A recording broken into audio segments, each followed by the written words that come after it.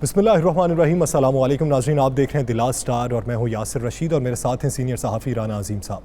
नाज़रीन, 5 रोज़ पहले यानी 9 सितंबर को मोटरवे पर इंसानियत सोज़ वाक़े के एक मुलजिम शफ़क़त को आज पुलिस पकड़ने में कामयाब हो गई, लेकिन मरकज़ी मुलजिम आबिद अभी भी पुलिस के पंजों से दूर है। अब जब हम मोटरवे केस की बात करते हैं तो हमें नहीं भूलना चाहिए कि कराची में 5 साला बच्ची मरवा भी ज़्यादती का निशाना बनी, जिसके मुलजिमान को अभी भी पुलिस ढूंढ रही है। फैसलाबाद में 2 अफराद ने बीमार वालिदा की दवाई लेने के बहाने लड़की को बुलाकर इज्तमाई ज़्यादती का निशाना बना डाला।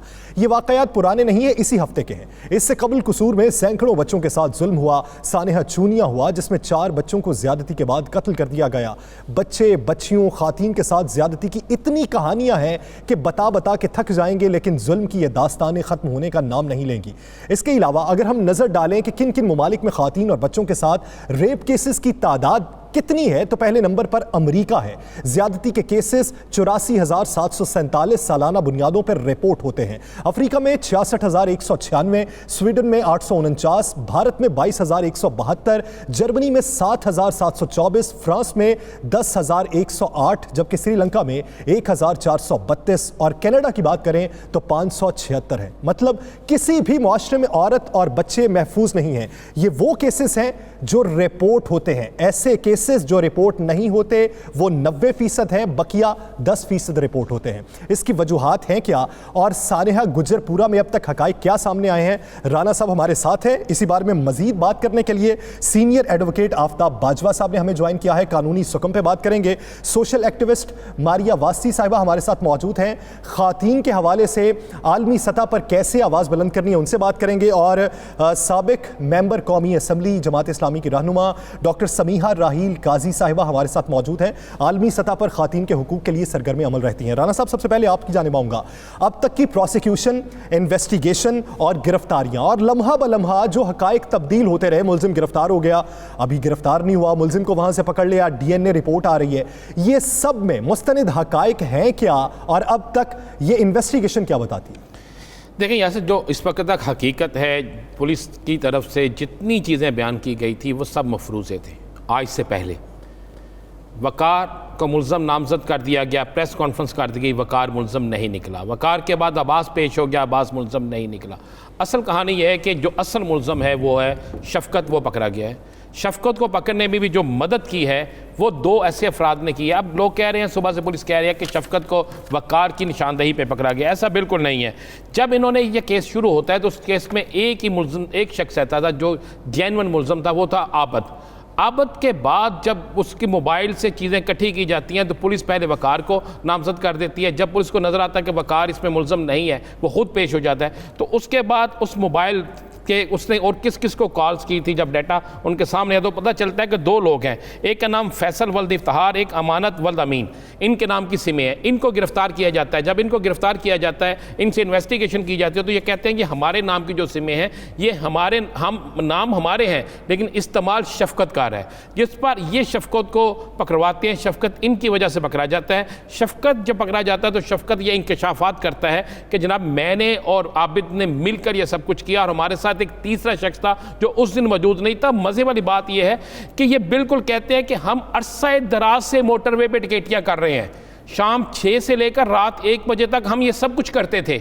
लोगों को लूटते थे, लोगों को गोलियां मारते थे, सब कुछ करते थे। और उस दिन भी इन्होंने कहा जब से ही गाड़ी वहाँ पे रुकती है हम 15 मिनट इंतज़ार करते हैं, उसके बाद ऊपर जाते हैं, देखते हैं एक औरत और 3 बच्चे हैं। वो पहले ये कोशिश करते हैं दरवाज़ा खोलने की, दरवाज़ा नहीं खुलता तो आबिद जो है ये अपने हाथ से को मार कर वहाँ पे दरवाज़ा और शीशा तोड़ता है, जिससे आबिद का हाथ जख्मी हो जाता है। यानी वो खून जो शीशे पे लगा हुआ था वो आबिद का? जी, आबिद का था। वो फाइनल हो जाता है, आबिद का हाथ जख्मी हो जाता है। ये औरतों को पकड़ते हैं, बच्चों को पकड़ते हैं, जो उनके साथ भी दरिंदगी करते हैं, सब कुछ लूटते हैं। उसके बाद ये करोल गांव चले जाते हैं, कुछ देर वहाँ पे रहते हैं और उसके बाद ये जहाँ पे भी जाते हैं गायब होते हैं। अब बड़े सवालात इस पर उठने शुरू हो गए कि इनके तो लवाहकीन को पकड़ लिया, इनकी बाकी दीगर लोगों को पकड़ लिया तो ये मुल्ज़म पकड़ने काबू में आना शुरू हो गए। लेकिन अगर कोई ऐसा मुल्ज़म जिसके कोई रिश्तेदार ही नहीं है या कोई करीबी अजीज़ ही नहीं है, फिर पुलिस उनको किस तरह पकड़ेगी? अब मेरी जो इतला है उसके मुताबिक पुलिस जो है इसने चीचा वतनी से बड़ा अहम तरीन मुल्ज़म जो है आबद, उसको भी गिरफ्तार कर लिया है। اب پولیس اس کو ماننے کے لیے تیار نہیں ہے. کیوں نہیں تیار ہے؟ کیا اس سے انویسٹیگیشن کی جائے گی, اس کے بعد اسے سامنے لایا جائے گا, یا کچھ اور معاملہ ہوگا؟ لیکن میری اطلاع کے مطابق یہ سارا کچھ ہو گیا. لیکن اس ساری چیزوں میں چیز میں دیکھیں تو اس میں پولیس جو ہے اس کی کتنی غلط بیانیاں ہیں. پہلے ایک وقار جس پہ 25 لاکھ انعام رکھا یاسر, اس کو گرفتار کیا, اس کے حوالے سے کہا گیا وہ پیش ہو گیا. ایک امجد شاہ نامی صاحب انسپیکٹر کے تھرو وہ پیش ہو گیا. عباس بھی ایک امجد شاہ کے تھرو پیش ہو گیا.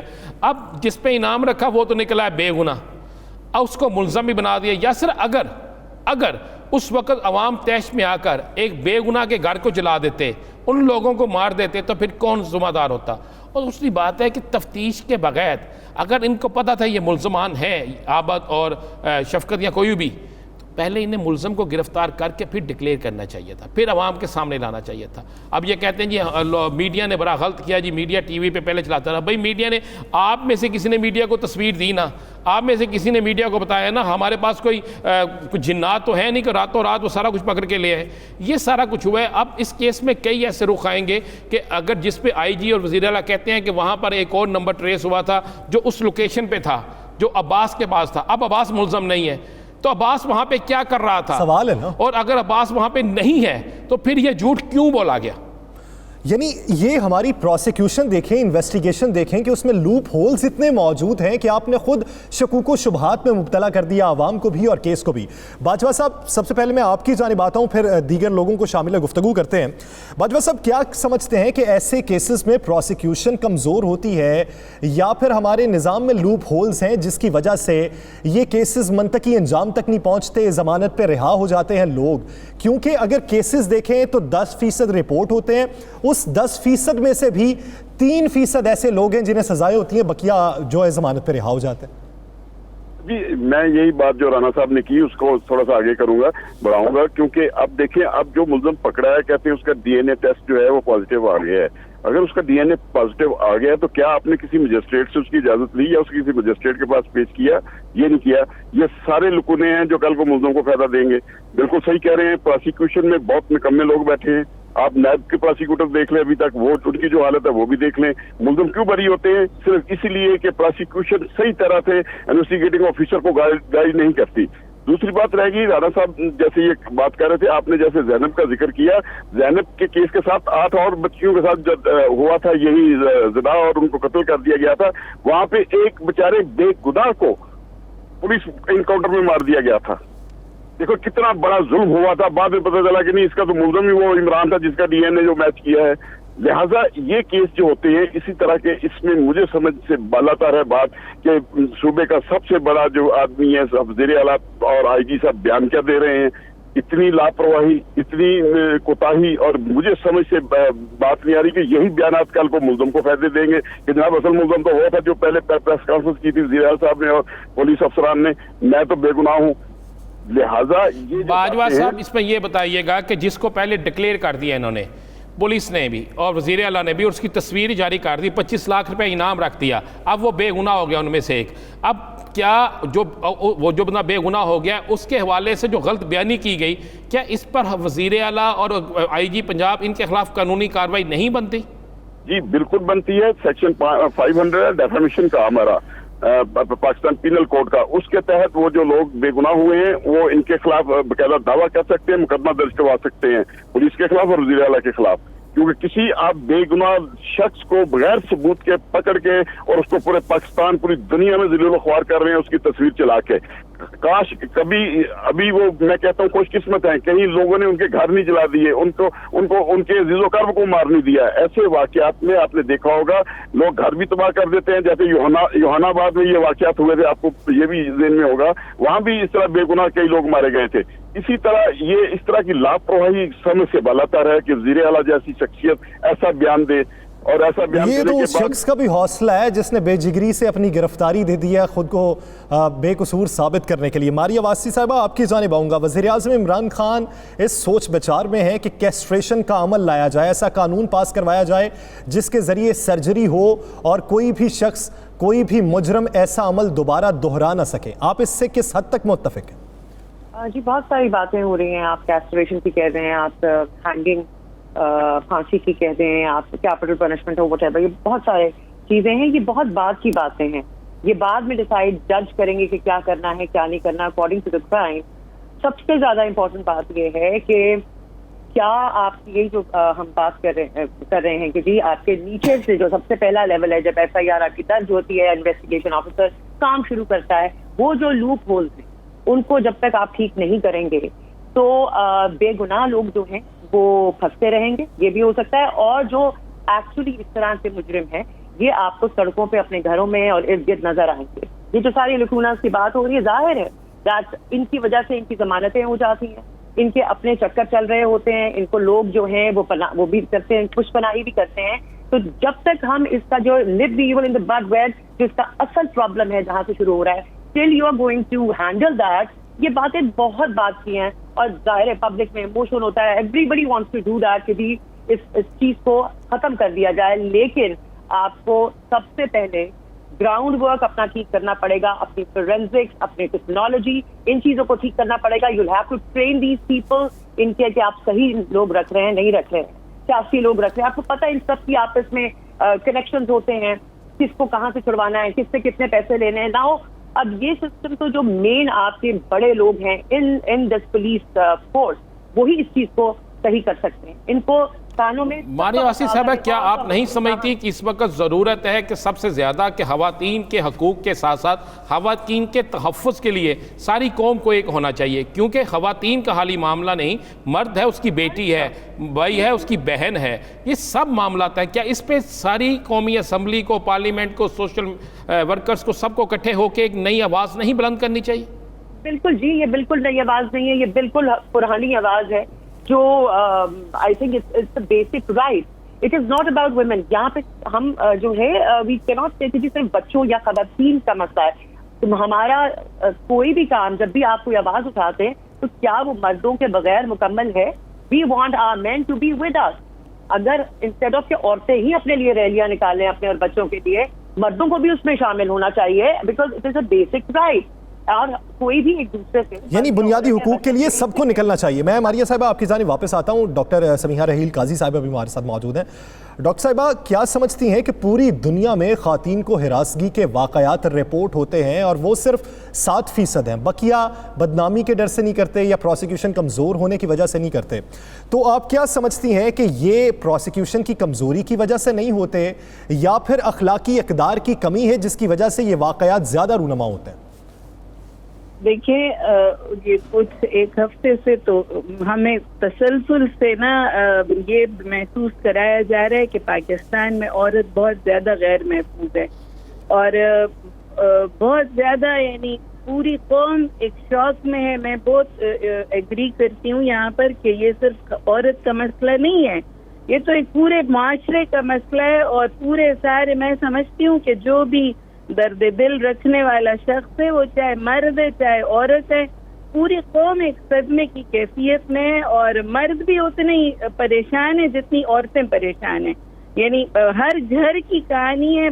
ہمارے اپنے گھر میں یعنی مجھے مدت ہو گئی ہے کہ میں آرام سے ٹریول کرتی ہوں, آج 4-5واں دن ہے, گھر سے ہی نہیں نکلی کہ امی کہہ رہی ہے کہ ادھر نہ جاؤ, اکیلی ادھر نہ جاؤ.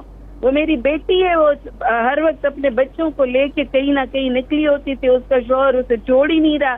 وہ کل رو رہی تھی کہ امی یہ کیسا معاشرہ ہمارا بنایا جا رہا ہے, آپ لوگ ہر ایک کا تو اتنا اسٹیمنا نہیں ہوتا, اس لیے آپ سب خواتین بھی نکلیں, سب مرد بھی نکلیں اور ساری قوم نکلے, چاہے وہ کسی بھی پارٹی سے تعلق رکھتے ہیں, کسی بھی مذہب سے تعلق رکھتے ہیں.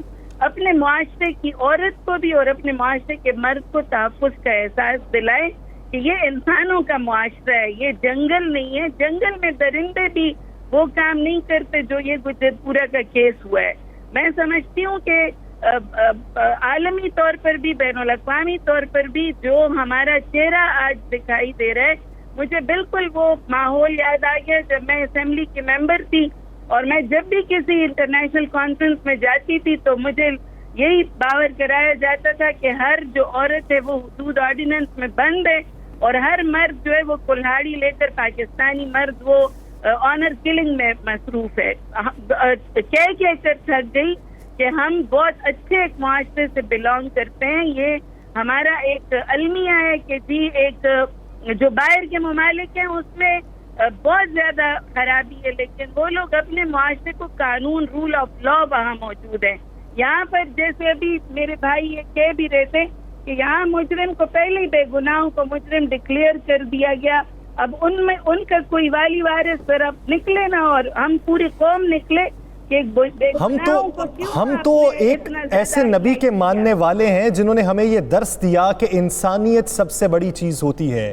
ہم انسانیت کو بھول چکے ہیں. لوگوں کو مجرم ڈکلیئر کر کے ان کی تصویریں شائع کرائی، ان کو چیخ چیخ کر سارا میڈیا بھی لگا رہا. میری آپ سے بھی گزارش ہے بھائیوں سے جو میڈیا کے میرے بھائی بہن ہیں کہ ہم نہ ضرور انویسٹیگیشن، اگر پولیس کو اللہ تعالیٰ نے یہ صلاحیت نہیں دی، یعنی انویسٹیگیشن پہ ہی بات کرتے ہیں. ڈاکٹر صاحب میں آپ کی جانب واپس آتا ہوں. رانا صاحب، جیسا کہ انویسٹیگیشن کو اس طریقے سے متنازع بنا دیا جانا کہ آپ کسی پر انگلی اٹھا رہے ہیں تو آپ کو بعد میں وہی انگلی اپنی جانب نہ کرنی پڑ جائے. ڈی این اے رپورٹ کی بات کرتے ہیں کہ جس کی تصدیق خود کی وزیر اعلیٰ پنجاب نے.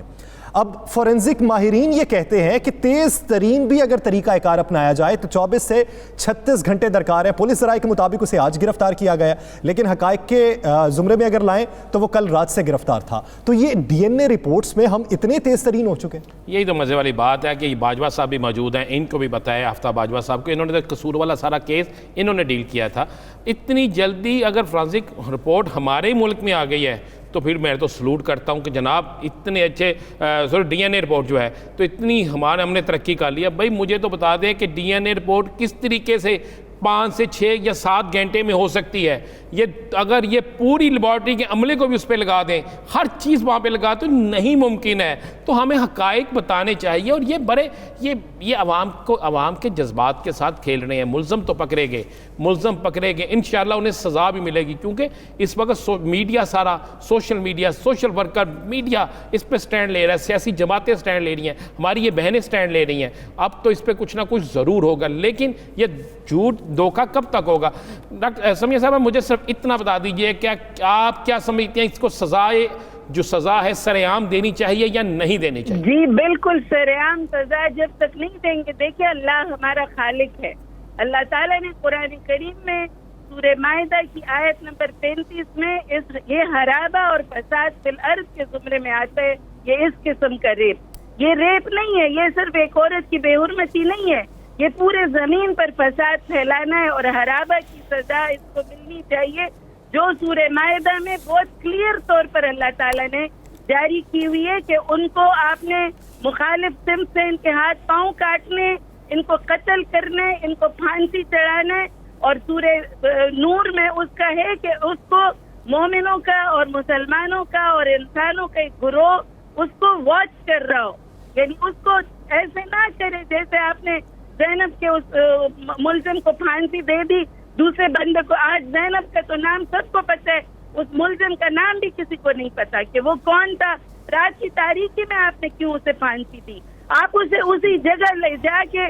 تو یہ جو سنسار کرنا تھا یہ اسی لیے کرنا تھا کہ ایک سنسار ہو جاتا اسٹوننگ ٹو ڈیتھ، تو ملزم کو اور آئندہ کسی درندے کو یہ ہمت ہی نہ ہو کہ وہ. ماریہ واسطی صاحب آپ کیا سمجھتی ہیں کہ کیا واحد یہی سزا ہونی چاہیے، واقعی یہ سزا ہونی چاہیے؟ دیکھیں مجھے تو بالکل اعتراض نہیں ہے سزا پہ، کیونکہ میرا تو جب اس طرح کے دلخراش واقعات ہوتے ہیں تو آپ کا خود دل چاہتا ہے کہ جا کے یہ سزا اپنے ہاتھوں سے دی جائے. ہمارا جس طرح کا معاشرہ ہے، ہم ابھی سویلائزڈ معاشروں میں شاید نہیں ہمارا شمار ہوتا، اور رول آف لا کے امپلیمنٹیشن کے بغیر کوئی بھی معاشرہ مہذب نہیں ہوتا ہمارے یہاں. لیکن ماریہ صاحبہ کیا آپ یہ نہیں سمجھتی کہ جب اس طرح کی سزائیں تجویز کی جاتی ہیں تو وہ لوگ، بہت سے معاشرے کا ایک طبقہ ایسا ہے جو پہلے یہ کہتا ہے کہ یہ کیوں ہوا، پھر جب اس طرح کی سزائیں تجویز ہو رہی ہوتی ہیں تو پھر انسانی حقوق کی تنظیمیں ایکٹیو ہو جاتی ہیں کہ اس طرح تو نہیں ہونا چاہیے؟ جی اب دیکھیں ہم اس وقت تھرڈ ورلڈ میں ہمارا شمار ہوتا ہے، اور ہمیں ابھی ایک وقت لگے گا to get to that point. اس طرح کا اپنا فرسٹ ورلڈ میں پہنچنے کے لیے بہت ٹائم لگے گا. مجھے یہ لگتا ہے کہ ہمیں بیلنس کے ساتھ چلنا ہے ان دا وے کہ کچھ چیزیں آپ کی جیسے لانگ ٹرم پلاننگ میں ہوتی ہیں، کچھ شارٹ ٹرم میں. شاید کچھ آپ کو رولز آج کے پرابلم کے مطابق سزا دینے کے لیے یا ان کو اس چیز سے روکنے کے لیے آپ کو سخت سزائیں دینی پڑیں گی، اور آہستہ آہستہ جیسے آپ کا مہذب معاشرہ ہوتا جائے گا ویسے یہ رولز آپ سافٹ کر دیں، چینج کر دیں یا اس کو دوسری طرف لے جائیں. चेंज कर सकते हैं आप किसी भी वक्त इनको। तो आई थिंक कि आप मुझे खुद बताइए, हम कब से शोर बचा रहे हैं, जब सबसे ज्यादा हमने शोर ज़ैनब के वक्त मचाना शुरू किया था। अगर उस वक्त अगर आइसोलेटेड केसेस हैं ये, आप ये देख लीजिए, मीडिया उठाता है तो ये लोग केस सॉल्व करने के लिए आ जाते हैं। क्या उस वक्त से अब तक ये केसेस होना बंद हुए? क्या हमने कोई मेजर प्रॉपर चेंज प्रिवेंशन का किया? हमारे तो ये अभी भी हो रहा है, कल भी हुआ है, परसों भी हुआ है, ये सारे केसेस बच्चों के आपके पास रिपोर्टेड है। तो आपने किया क्या? मीडिया को आप कहते हैं मीडिया ही तो ये केसेस शायद सॉल्व करवा रहा है, क्योंकि बाकी तो रिपोर्ट भी नहीं होते हैं, बाकियों के साथ तो आप इंसाफ भी नहीं करते हैं। तो मुझे ये बताइए कि प्रिवेंशन के लिए क्या था? I mean where is prevention? क्या ज़ैनब से अब तक आपकी पुलिस फोर्स में रिफॉर्म चेंजेस आ गए? आपने अपने आप को बेहतर कर लिया?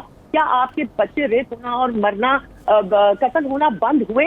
ये एक केस आइसोलेटेड से दूसरे केस तक की बात है। जब तक ऐसा ही कोई बहुत दहला लेने वाला केस सामने मीडिया नहीं लेकर आएगा, आप फिर सो जाएंगे, सब मिलकर सो जाएंगे। ये मीडिया तो बाजवा साहब, आफ्ताब बाजवा साहब बिल्कुल ठीक कहा मारिया वास्ती साहबा ने कि जब तक ये सामने नहीं आती, और केस एक केस के बाद, ज़ैनब केस के बाद ये सारी चीज़ें थी कि शायद नहीं होगा, उसके बाद ज़ैनब केस के बाद अब तक 23 ऐसे केस रजिस्टर्ड हो चुके हैं। रजिस्टर्ड केस मैं बता रहा हूँ, बहुत से केस रजिस्टर्ड नहीं होते। तो ये क्या पाकिस्तान की, आप बड़े सुप्रीम कोर्ट बार के सेक्रेटरी जनरल भी रहे हैं और बड़े मारूफ फौजदारी मुकदमात के वकील हैं, क्या कानून के अंदर कोई ऐसी चीज़ मौजूद नहीं हो सकती कि जो औरत, जो बेचारी जिसके साथ जुल्म या ज्यादती होती है, बजाय उसको सामने लाने के पुलिस उसमें मुद्दई बन जाए और इंसाफ दिलाए?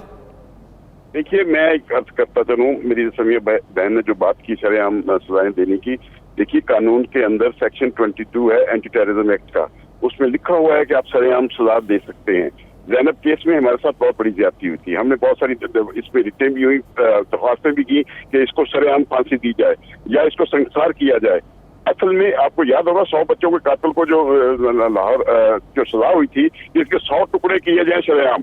तो जब तक ये सजाएं, जिस तरह चोर का हाथ काटने का हुक्म है, जो है कातिल को फांसी का हुक्म है, जिस तरह और जो जैसे मेरी बहन कह रही थी कि ये संसार किया जाए, इसको पत्थर मारे जाए, और जब तक वो मर ना जाए आदमी, जो रेप करता है, जो ज़िना करता है, उस वक्त तक उस शख्स को पत्थर मारे जाए। जब तक ये सजाएं सरेआम आप नहीं देंगे, उस वक्त तक इस मुल्क में इन बच्चियों के साथ कई ज़ैनबें इसी तरह लुटती रहेंगी और उनके साथ ज्यादती होती रहेगी। लेकिन कानून जब मौजूद है कि आप सरेआम सजा दे सकते हैं। दूसरी बात, हमारा आर्टिकल 2A, आर्टिकल 227 कॉन्स्टिट्यूशन ये कहता है वो तमाम कवानीन जो इस्लाम के कुरान और सुन्नत के मुनाफी हैं वो नहीं हो सकते। कुरान सुन्नत में वाज़ेह तौर पर लिखा हुआ है सजाए सरेआम दिया करें।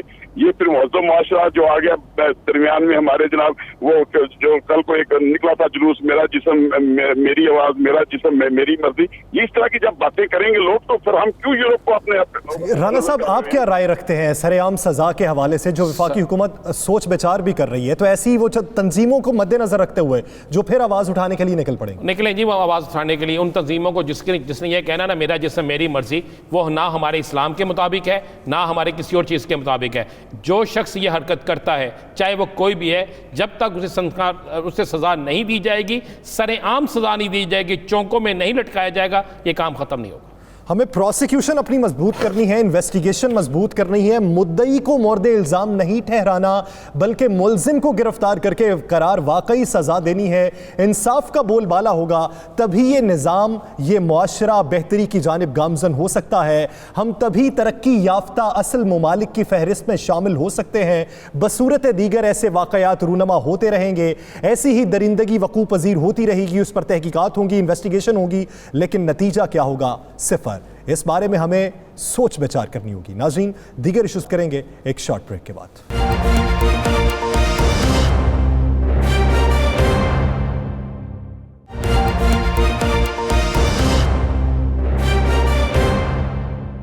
Welcome back. नाज़रीन, अपोजिशन की जानिब से बुलाई गई APC 20 सितंबर को जरदारी हाउस इस्लामाबाद में होने जा रही है, और ये APC जो है, इसमें अपोजिशन कौन कौन से ऑप्शंस पर गौर कर रही है, क्या क्या फैसले इस APC में मुतवक्के हैं, और इसके अलावा मरीम नवाज़ जो कभी बोलती हैं तो कभी खामोश हो जाती हैं, वो APC में शरीक नहीं है, बल्कि शहबाज शरीफ नून लीग की नुमाइंदगी करेंगे। अब अपोजिशन किस नतीजे पर पहुँचती है और मेज़बान पाकिस्तान पीपल्स पार्टी क्या क्या तैयारियाँ कर रही है, इस पर भी बात करेंगे।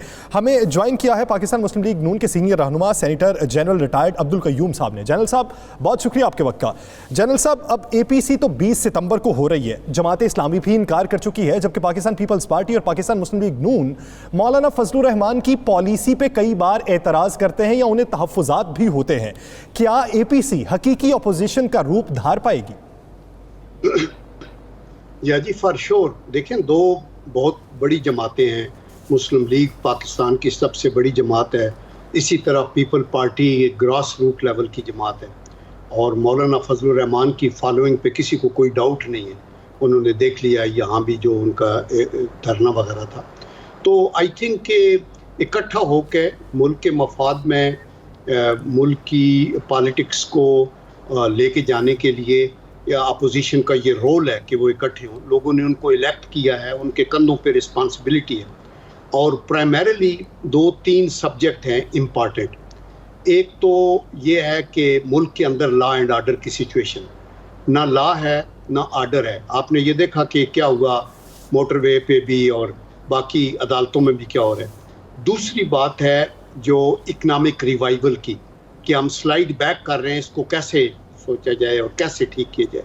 اور تیسری ہے ابھی ٹیررزم پھر سر اٹھا رہا ہے, اور آپ نے دیکھا ہمارے جوان officers, young officers, lieutenant colonel کے رینک کے لوگ, کیپٹنز, وہ شہید ہو رہے ہیں. تو اس کے اوپر ہماری کیا پالیسی ہونی چاہیے, حکومت کو کیا کرنا چاہیے. تو یہ چیزیں بیٹھ کے I think this is a good thing کہ اے پی سی بلائی جائے. لاسٹ بھی جب نواز شریف صاحب خود حکومت جنرل صاحب کیا یہ اے پی سی جو ہے حکومت کو وارننگ دینے کے لیے ہوگی, حکومت کو اپنے آپ کو درست کرنے کے لیے ہوگی, یا حکومت کو گھر بھیجنے کے لیے ہوگی؟ دیکھیں آئی ایم شور کہ یہ حکومت کو وارننگ دینے کے لیے ہونی چاہیے, بیکاز گھر بھیجنے کی بات تو یہ ہے نا کہ اس کے قانونی اور آئینی راستے ہیں, اور اگر متفق ہو کہ یہ اپوزیشن ریڈی ہو جاتی ہے نو کانفیڈنس کے لیے فار ایگزامپل, تو ان کے نمبر پورے ہونے چاہیے. ایک وہ آئینی طریقہ ہے, لیکن میرے خیال میں سب اس پہ ایگری ہیں کہ ہونا یہ چاہیے کہ یہ حکومت جو ہے یہ بیک کرے اور ریزائن کرے, کیونکہ یہ فیل ہو گئی ہے, اور فریش الیکشن ہو اور فریش مینڈیٹ کے ساتھ, یا ابھی کوئی بھی عبوری ارینجمنٹ آئے تو وہ دیانتداری کے ساتھ ایبسولوٹلی امپارشل اور فیئر لوگوں کی مینڈیٹ لی جائے کہ ان کو کون اس مشکل حالات سے نکالے گا. ابھی یہ کووڈ کی مسائل بھی آپ دیکھیں. جنرل صاحب آپ نے کہا کہ ابھی حکومت کو وارننگ دینے کا وقت ہے, یا آئینی ہم اپنے جو چیزیں ہوں گے وہ استعمال کریں گے. مولانا فضل الرحمان نے متعدد بار کہا ہے, اب بھی وہ کہہ رہے ہیں کہ ہمارا ایک ہی مطالبہ ہے کہ ہر صورت میں یہ حکومت ختم ہونی چاہیے, تحریک کی صورت میں ختم ہونی چاہیے, اسمبلیوں سے سارے ریزائن دیں, ہم اس حکومت کا یا اس اسمبلی کا حصہ نہیں بننے دیں گے, نہ اس اسمبلی میں جانا چاہیے. جب مولانا صاحب کے فالوورز بہت زیادہ, آپ نے خود کہا ہے کہ اور ان کی طاقت ہے, تو ان کا یہ خیال ہے, آپ کا خیال کچھ ہو رہا ہے, تو کیا اے پی سی میں آپ متفق ہو پائیں گے؟ یا دیکھیں آپ یہ بالکل ٹھیک کہہ رہے ہیں کہ مولانا کا رائٹ فرام دی بگننگ ان کا تو یہی تھا کہ اوتھ بھی نہ لی جائے, لیکن پھر ساری پارٹیوں نے سوچا اور ان کو بھی اس پہ راضی کیا. ان کے بھی ممبرز ہیں, ان کا بیٹا خود ایم این اے ہے, ان کے بھائی عطاء الرحمان صاحب سینیٹر ہیں, سب نے اوتھ لی تو انہوں نے ریکنسائل کیا. بیکاز ہم سمجھتے تھے کہ ملک کے اندر ٹرمائل سے یہ ہو سکتا ہے کہ آپ کی جمہوریت کی بساط ہی لٹ جائے جب سب کچھ بھی نہ چل سکے, تو ایسے نہیں ہونا چاہیے. ابھی ان کا یہ ویو پوائنٹ ہے, اور وہ I am sure strongly present بھی کریں گے اے پی سی میں, اور باقی جماعتوں کی بات سنیں گے بھی, تو ان کے ویو کو بالکل عزت دی جائے گی, احترام کیا جائے گا. لیکن باقی بھی جو ویوز ہیں وہ سامنے آئیں گے, تو اس کے بعد جو فیصلہ ہوگا, وہ کیا فیصلہ ہوگا وہ تو اس ڈیلیبریشن کے بعد ہی ہو سکتا ہے. تو وہ سب کے سامنے آپ نے بات کی ٹیررزم کے حوالے سے اور اکانومی کے حوالے سے, یہ دونوں چیزیں جو ہیں فیٹ آف لیجسلیشن سے جڑی ہوئی ہیں. وزیر اعظم عمران خان صاحب نے آج ہی ہمارے چینل کے anchor person doctor Moeed Pirzada سے گفتگو کرتے ہوئے یہ بات کی ہے کہ اپوزیشن فیٹف کے معاملے پہ مجھے بلیک میل کرنا چاہتی ہے, میں بلیک میل نہیں ہوں گا. تو اپوزیشن کس طریقے کا بلیک میل کر رہی؟ دیکھیں یہ افسوسناک بات ہے. میں آپ کو بتاؤں کہ دراصل سٹوری یہ ہے کہ کوئی بھی محب وطن بندہ کسی بھی پارٹی میں ہو, کسی بھی پروفیشن میں ہو, وہ کبھی بھی یہ نہیں چاہتا کہ پاکستان کو بلیک لسٹ میں ڈالا جائے یا یہ وہ. ہم اپوزیشن والے مکمل تعاون کے لیے تیار ہیں, لیکن ہم یہ کہتے ہیں کہ جو چیزیں فیٹ ایف نے نہیں کہی، منی لانڈرنگ کے اوپر آپ کو اریسٹ وداؤٹ وارنٹ اور لوگوں کو 60 دن کا ریمانڈ، پھر 60 کا اور ڈیمانڈ، یہ کہاں انہوں نے کہا ہے؟ تو ہم یہ سوچتے ہیں کہ دیکھو ان چیزوں کو آئرن آؤٹ کرے. آج آپ کی حکومت ہے، کل کو اور ہوگی، پرسوں کو اور ہوگی، پوسٹیرٹی کے لیے قوانین بنتے ہیں. لیکن عمران خان کی جو پالیسی ہے وہ فیٹ ایف میں لیس انٹرسٹڈ ہے، وہ ملک کے وقار کو بچانے میں کم انٹرسٹڈ ہیں. وہ چن کے ان لوگوں کو پک آؤٹ کر کے نکالنا چاہتے ہیں اور ان کو مسمار کرنا چاہتے ہیں جو ان کے اقتدار کے لیے تھریٹ ہے. ان کے لیے بڑی بات. جنرل صاحب یہ درست ہو گیا آپ کی بات. مجھے یہ بتا دیں اگر عمران خان صاحب اپنی بات پہ قائم رہتے ہیں، آج ہمارے پروگرام میں کہا کہ ہم کسی صورت میں بھی وہ شکیں واپس نہیں لیں گے، وہ ملک کے لیے بہتر ہے، تو پھر اپوزیشن کہاں کھڑی ہوگی ایف اے ٹی ایف کے معاملے پہ؟ دیکھیے اپوزیشن کی تو جہاں میجارٹی تھی انہوں نے اپنا احتجاج ریکارڈ کرایا اور آلدو ہم اس کو کنسیڈر کرنے کے لیے ریڈی تھے، لیکن حکومت نے یہ بہتر سمجھا اور فوری طور پہ اس کو ریجیکٹ کروا لیا وہاں سے اور وہ ہو گئے. ابھی اگر اوورآل ان کی جو جوائنٹ سیشن میں میجارٹی ہے تو وہ پاس بے شک کروا لیں گے. لوگوں نے تو 8th امینڈمنٹ بھی پاس کروا لی تھی، سب کچھ ہوتا رہا تھا. لیکن اس کے بعد آبویسلی کورٹوں کے راستے باقی ہیں. یہ عدالتوں میں پھر جائے گا مسئلہ، عدالتوں میں پھر بتایا جائے گا کہ دیکھیں اگر ہیومن رائٹس کی آپ وائلیشن کرتے ہیں اور ایسے قوانین بناتے ہیں جو بین الاقوامی سطح پہ فیٹ ایف کی ریکوائرمنٹ نہیں تھی، اور ان قوانین کی آڑ میں آپ اپنے جو پولیٹیکل اپوننٹس ہیں ان کو نشانہ بناتے ہیں اور ان کو وکٹمائز کرتے ہیں، تو پھر آئی ایم شیور کہ عدالتوں کے پاس لوگ جائیں گے انصاف کے لیے اور پھر بین الاقوامی پریشر بھی ہوگا. تو یہ اس کی صورتحال پھر نکلے گی اس کے بعد. یعنی آپ یہ سوچتے ہیں کہ جو مطالبات فیٹ ایف نے نہیں کیے وہ امپلیمنٹ نہیں ہونے چاہیے، ایسی شکیں جو فیٹ ایف کہہ ہی نہیں رہی تو حکومت اپنے تئیں اسے کیوں ایڈ آن کر رہی ہے؟ بہت شکریہ سینیٹر جنرل ریٹائرڈ عبدالقادر اس حوالے سے اپنا وقت دینے کے لیے. رانا صاحب یہ جو صورتحال بن چکی ہے، فیٹ ایف کا معاملہ بن چکا ہے، فیٹ ایف بلیک میلنگ کیا واقعی ہی ہے اپوزیشن کی جانب سے؟ اور اپوزیشن اگر بلیک میل کر رہی ہے تو کون سی ڈیمانڈز پہ کر رہی ہے؟ دیکھیں اپوزیشن کا کہنا ہے بالکل، وہ جو کہہ رہے ہیں ایک منی لانڈرنگ ہے، اس پہ کہہ رہے ہیں کہ منی لانڈرنگ کا جو ایکٹ آپ لا رہے ہیں اس میں بہت سے لوگ پھنسیں گے. ایون کہ جو سارے کیسز ہیں حمزہ شہباز پہ، میاں شہباز شریف پہ، سلمان شہباز پہ، آصف علی زرداری پہ، وہ جو ہے نا کہ کس کس کے نام آپ نے پیسے منتقل کیے، کس کے نام آپ نے اکاؤنٹ کھولے، یہ سارا معاملہ یاسر وہی جا رہا ہے، پاپڑی والے والا، دہی بلے والا. اب وہ کہتے ہیں ان چیزوں کو نہ لیں. جب وہ آئین اور قانون اس نئے آئین سے جو شکار ہے اس سے کٹ جاتے ہیں تو پھر نیب کے پاس تحقیقات میں بھی اس کا دائرہ اختیار نہیں رہتا. پھر نیچرلی طور پہ یہ سارے لوگ جو ہیں دونوں پارٹیوں کے جو بڑے ہیں خاص کر، یہ باعزت طریقے سے نکل جاتے ہیں. تو پھر اس کے بعد کیسوں میں کچھ رہتا ہی نہیں. تو یہ اس صورتحال میں چاہتے ہیں کہ وہ ساری چیزیں جو ہیں ان کو ریلیف ملے. یہ لیکن کسی صورت میں بھی میری اطلاع کے مطابق حکومت ریلیف دینے میں ان کی شکیں ماننے کے لیے تیار نہیں ہے. ہم نے پہلے بھی یہ بات کہی تھی، اب بھی بتا رہے ہیں کہ ہر صورت میں یہ بل پاس ہونا ہے، ہر صورت میں یہ بل پاس ہوگا. لیکن پاکستان پیپلز پارٹی اے پی سی کی میزبانی کر رہی ہے. 20 ستمبر کو یہ اے پی سی ہو رہی ہے. اس میں پاکستان مسلم لیگ نون، پاکستان پیپلز پارٹی اور جے یو آئی فے کے اراکین مل بیٹھیں گے. کیا یہ ایک کسی نقطے پہ متفق ہو سکتے ہیں؟ پاکستان پیپلز پارٹی اس کی میزبانی کس طریقے سے کرے گی؟ اسی پر بات کرنے کے لیے ہمیں پاکستان پیپلز پارٹی کے رہنما سینیٹر سحر کامران صاحبہ نے جوائن کیا. بہت شکریہ سحر کامران صاحبہ اس حوالے سے اپنا وقت دینے کے لیے. کہیے گا کہ کیا تینوں parties J U I F, Pakistan Peoples Party اور پی ایم ایل این کسی ایک نقطے پہ متفق ہو سکتے ہیں؟ اور وہ نقطہ کیا ہوگا؟ یعنی آپ یہ دیکھیے کہ ایک جماعت یہ ہے، وہ یہ کہتی ہے کہ حکومت کا بوریا بستر گول ہونا چاہیے، جے یو آئی فے کا یہ موقف ہے، جبکہ پاکستان پیپلز پارٹی کہتی ہے جمہوری راستہ اختیار کریں گے. پی ایم ایل این بھی اس کی تائید کرتی ہے. تو راستہ کون سا ہوگا؟ بسم اللہ الرحمن الرحیم. شکریہ یاسر. دیکھیں بات یہ ہے کہ اے پی سی ایک مشاورتی عمل ہے جس میں تمام پارٹیز کی ریپریزنٹیشن ہے اور ہائیسٹ لیول پہ ریپریزنٹیشن ہے. تو ڈیفینیٹلی تمام جو آپشنز ہیں وہ ڈسکس ہوں گے. بات یہ ہے کہ ضرورت کیا اس بات کی ہے کہ حکومت کے اوپر دباؤ ڈالا جائے یا اس حکومت سے جان چھڑائی جائے. تو یس بالکل ضرورت ہے. اب کس طریقے سے پیپلز پارٹی کا آپ کو پتہ ہے کہ ہم نے ہمیشہ جمہوری روایات کی پاسداری کی ہے اور جمہوری راستہ اپنائے ہیں.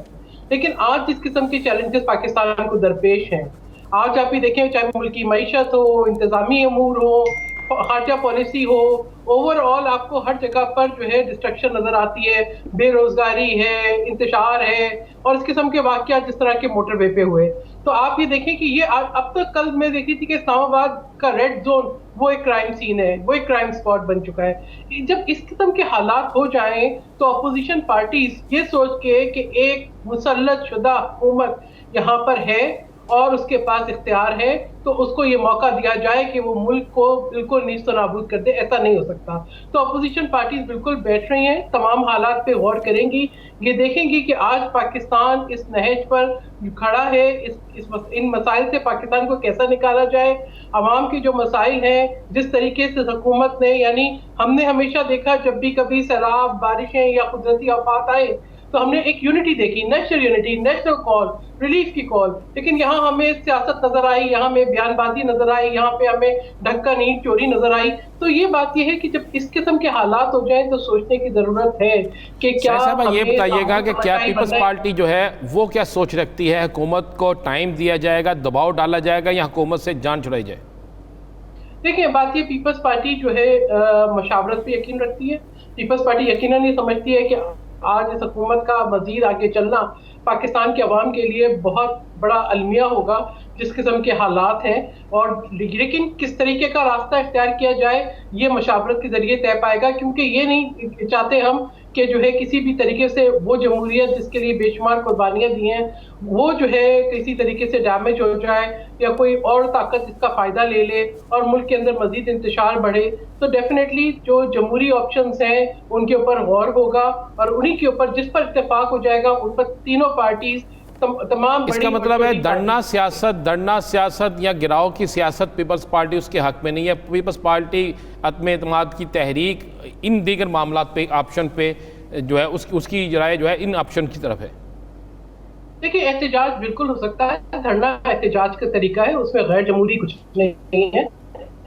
धरना एहतजाज का तरीका है, पार्लियामेंट के अंदर एहतजाज हो सकता है, नो कॉन्फिडेंस मूव हो सकती है, बाकी तमाम पार्टी से बातचीत हो सकती है। तमाम ऑप्शंस देखिए, तमाम ऑप्शंस जो है वो मद्देनजर होंगे और मुश्तरका जो है एक मशावरत के जरिए और मुश्तरका जो है राय के जरिए जो है एक फैसला होगा और जो फैसला होगा उसको तमाम अपोजिशन पार्टीज उस पर अमल करेंगी। यही क्लैरिटी तमाम पार्टी क्या ये एक ही एपीसी होगी या इसके बाद भी मशावरती इजलास जारी रहेंगे और उसके बाद फैसला होगा या इसी इजलास में सब फाइनल हो जाएगा? देखिए ये तो मशावरती अमल तो कभी भी नहीं रोकता। मुझे तो याद नहीं है कि कभी ऐसा मौका आया हो हमने कहा जी ये हतमी मशावरती अमल है। नहीं, सियासी जमातों के अंदर भी और जमहूरी मामलात के अंदर भी मशावरती अमल बिल्कुल जारी रहता है। हाँ, अगर बड़े फैसले हो जाते हैं इस एक बैठक के अंदर तो बहुत वजाहत के साथ हो जाएगा, लेकिन मैं समझती हूँ कि तमाम पार्टी होमवर्क करके आ रही हैं, वो तमाम पहलुओं को सामने रखेंगी, वो ये देखेंगी कि किस तरीके से जो है आगे बढ़ना है।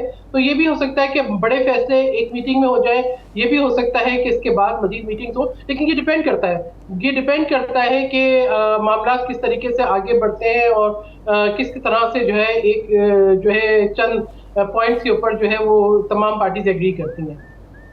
सहर साहिबा, वफाकी हुकूमत जो है वज़ीर आज़म इमरान खान वो ये यकीन रखते हैं कि कराची की बेहतरी के लिए इक़दामात होने चाहिए, लेकिन उसमें सिंध को मसाइल हैं। वो मसाइल क्या हैं? वो कहते हैं कि सिंध प्रॉब्लम क्रिएट करती है। क्या सिंध प्रॉब्लम क्रिएट करती है या फिर वो प्रॉब्लम वफाकी हुकूमत की जानिब से क्रिएट की जाती है? देखिए बात यह है कि वज़ीर आज़म साहब क्या समझते हैं, ये तो वो मेरे ख्याल में खुद भी समझने से कासिर होंगे। वो जो समझते थे वो तो मैं समझती हूँ कि अब तो कोई भी नहीं समझता कि वो क्या समझते हैं। यानी वो 162 बिलियन का ऐलान कराते हैं, उन्हें पता नहीं होता कि वो उन्होंने देने हैं या नहीं देने। वो तो ये भी समझते थे कि उनकी जो प्राइम मिनिस्टर हाउस है वो यूनिवर्सिटी होगी। वो तो ये भी सोचते थे कि 50 लाख घर वो तामीर कर देंगे। वो तो ये भी समझते थे कि 3 महीने में छू मंतर कर देंगे।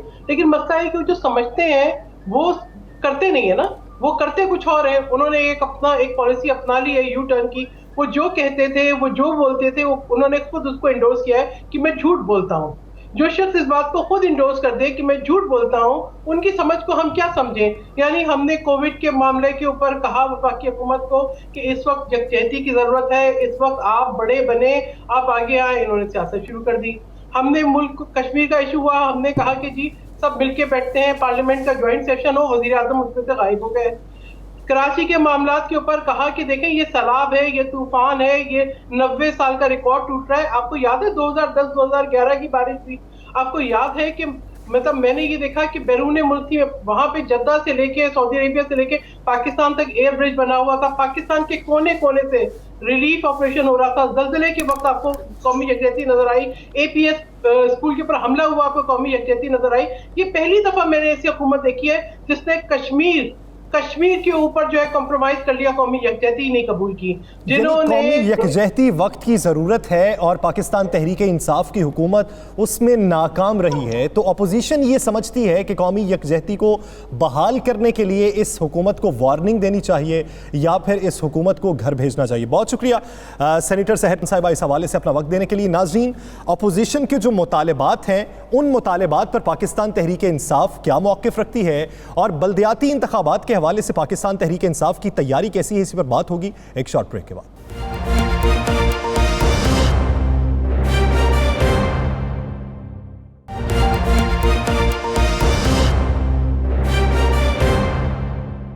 Welcome back. ناظرین، بلدیاتی انتخابات کے حوالے سے پاکستان تحریک انصاف کی تیاری اور اس پر اپوزیشن کی تنقید، اسی بارے میں بات کرنے کے لیے ہمیں جوائن کیا ہے پاکستان تحریک انصاف کے رہنما صداقت عباسی صاحب نے. عباسی صاحب بہت شکریہ آپ کے وقت کا. عباسی صاحب، بلدیاتی انتخابات اسی سال کروانے کے پاکستان تحریک انصاف کی حکومت کی جانب سے دعوے کیے گئے تھے، تو کیا وہ دعوے حقیقی روپ اختیار کر جائیں گے یا پھر ابھی کوئی مسائل آڑے آ رہے ہیں؟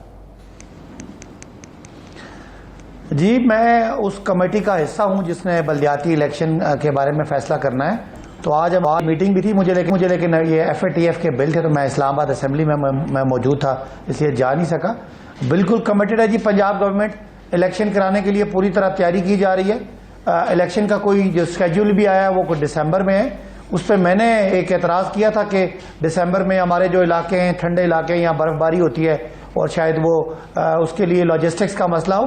ادروائز باقی تو پنجاب گورنمنٹ تیار ہے کہ وہ الیکشن کروائے، اور یہ جو ہے نا پہلا جو مرحلہ ہے خاص کر یہ ولیج پنچایت والا، نیبرہڈ کاؤنسل والا، اس کے لیے تو تیار ہے. تو کیا سمجھتی ہیں اگر دسمبر میں نہیں تو پھر کیا فروری، مارچ یا کب تک؟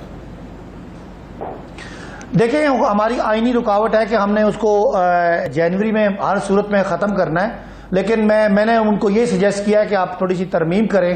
اور سردیوں میں آپ کو پتہ ہے کہ ظاہر ہے یہ میس موبلائزیشن ہے، اور میرا جو خاص کر میرا حلقہ ہے وہاں کی اکثریت میں تو لوگ مائیگریٹ کر جاتے ہیں اور برف باری کی وجہ سے، اور اس دفعہ برف باری بھی زیادہ ایکسپیکٹڈ ہے. تو انہوں نے کہا ہے کہ ہم اس کو کم از کم 3 مہینے میں نے لیٹ کرنے کی یہ میں نے بات کی ہے، لیکن ابھی کمیٹی کنونس نہیں ہے. کمیٹی سمجھتی ہے کہ ہم نے الیکشن، چونکہ سپریم کورٹ پہ بھی کیس چل رہا ہے، تو کہیں اس کا کوئی سپریم کورٹ کوئی اس کو نان سیریس نہ لے اگر ہم الیکشن کو آگے پیچھے کریں. اس لیے اس کا فیصلہ اگلے 4-5 دن میں ہو جائے گا کہ الیکشن کی ڈیٹ کیا لینی ہے. بیکاز ایک کیس جو سپریم کورٹ میں وہ بحالی کا بھی چل رہا ہے پرانے اداروں کا، اور حکومت کی طرف سے بھی وہاں پہ یعنی وہ کورٹ کی طرف سے بھی ہمیں ایک یہ ہے کہ کورٹ نے فیصلہ کرنا ہے اس پہ. عباسی صاحب یہ بتا دیں کہ ایف اے ٹی ایف پہ کیا کرنے جا رہے ہیں؟ پاس کروا لیں گے ایف اے ٹی ایف کا بل، اور کس دن یہ ہوگا؟ دیکھیں، امید ہے کہ کل یا پرسوں اس پہ، کل کی مجھے امید ہے، اگر کل نہ ہوا تو پرسوں شور شارٹ یہ پیش ہوگا. اور میں سمجھتا ہوں کہ یہ پاکستان اور پاکستان کے مخالفت کی بات ہے، یہ کوئی سیاسی ایشو نہیں ہے، کوئی اس حکومت کی کوئی کمزوری نہیں ہے. آپ کو پتہ ہے کہ پاکستانی ریاست کی انٹرنیشنل آبلیگیشنز ہیں، ماضی میں یہاں منی لانڈرنگ ہوتی رہی ہے اور کون کرتا ہے آپ کو پتہ ہے. اور منی لانڈرنگ کے ساتھ وہ اس وقت ایف اے ٹی ایف نے ٹیرر فائنینسنگ کو بھی لنک کیا ہوا ہے. تو رانا صاحب آپ سمجھتے ہیں کہ منی لانڈرنگ کون نہیں کرنا دینا چاہ رہا، لیکن ہم اس کو کسی پارٹی کا، کسی شخصیت کا یا ملکی سیاست کا ایشو بنانا نہیں چاہ رہے. ہم اس کو چاہتے ہیں کہ اپوزیشن یہ کہتی ہے کہ ایسی ڈیمانڈز جو فیٹ اپ نے کی ہی نہیں ہے تو اس ڈیمانڈز پہ عمل درآمد کیوں کروا رہے ہیں آپ؟ نہیں، یہ غلط ہے، بالکل ایسی کوئی بات نہیں ہے. یہ جو ہم اس میں شکیں ڈال رہے ہیں یہ ساری ایف اے ٹی ایف کی ریکوائرمنٹ ہے. یہ ساری بنگلہ دیش پہ اپلائی ہوئی ہیں, یہ ساری سری لنکا پہ اپلائی ہوئی ہیں, یہ سارے ان ملکوں پہ اپلائی ہوئی ہیں جہاں کے کوئی نہ کوئی ٹیرر کا لنک نکلتا ہے. اور آپ کو پتہ ہے پاکستان میں ماضی میں جو حالات ہمارے رہے ہیں, ہم باقی دنیا کے مقابلے میں زیادہ ہماری طرف انگلیاں اٹھتی رہی ہیں. لہٰذا ہمیں کوئی شک و شبہ نہیں کرنا چاہیے کہ خدا نہ خواستہ پاکستان ہر صورت میں ہم نے اس کو اس گرے لسٹ سے نکالنا ہے. اس وقت انڈیا پوری کوشش کر رہا ہے کہ پاکستان بلیک لسٹ ہو, اور اگر پاکستان میں بھی کوئی ایسی کوشش ہوتی ہے تو ہم اس کو بالکل اس کو معافی نہیں دینی چاہیے قوم کو. آخری سوال, چونکہ آپ کا ٹائم بڑا قیمتی, آپ نے جانا ہے, آخری سوال کا جواب دے دیں. کیا اب بھی اختیارات تحریک انصاف کے MNA کے پاس آ گئے ہیں؟ کیا سرکاری ادارے اب بھی آپ کی بات سننا شروع ہوئے ہیں یا نہیں؟ دیکھیں یہ رانا صاحب, یہ سوال ایسا ہے جس کا ابھی تک جواب نہ وائٹ ہے اور نہ بلیک ہے, یہ گرے والا جواب ہے.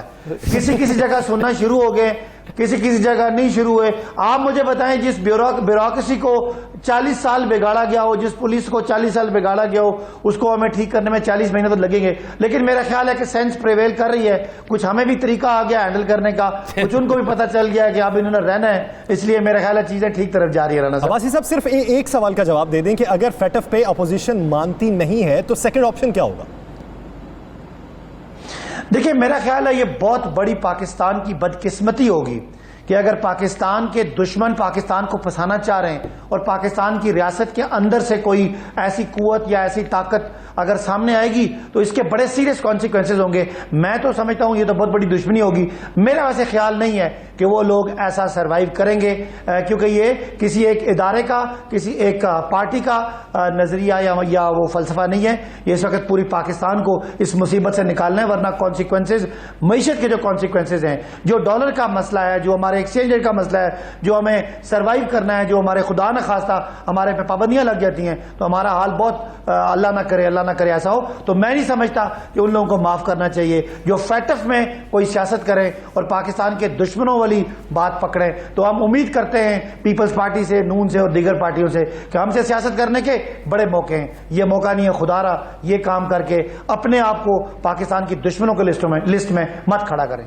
یعنی فیٹف قوانین ایک ایسا موقع ہے جس پر کسی کو سیاست نہیں کرنی چاہیے. بہت شکریہ صداقت عباسی صاحب اس حوالے سے اپنے کے لیے. ناظرین, امید کرتے ہیں کہ فیصلے وہ ہوں جو ملکی اور قومی مفاد میں ہوں. کسی ایک سیاسی جماعت, کسی ایک ادارے کے مفاد کے فیصلے نہیں ہونے چاہیے. اگر ملکی سالمیت کا مسئلہ ہے تو فیٹف قوانین کو پاس ہونا چاہیے. ناظرین, دی لاسٹ اسٹار سے مجھے اور رانا عظیم صاحب کو دیجیے اجازت. اللہ نگہبان.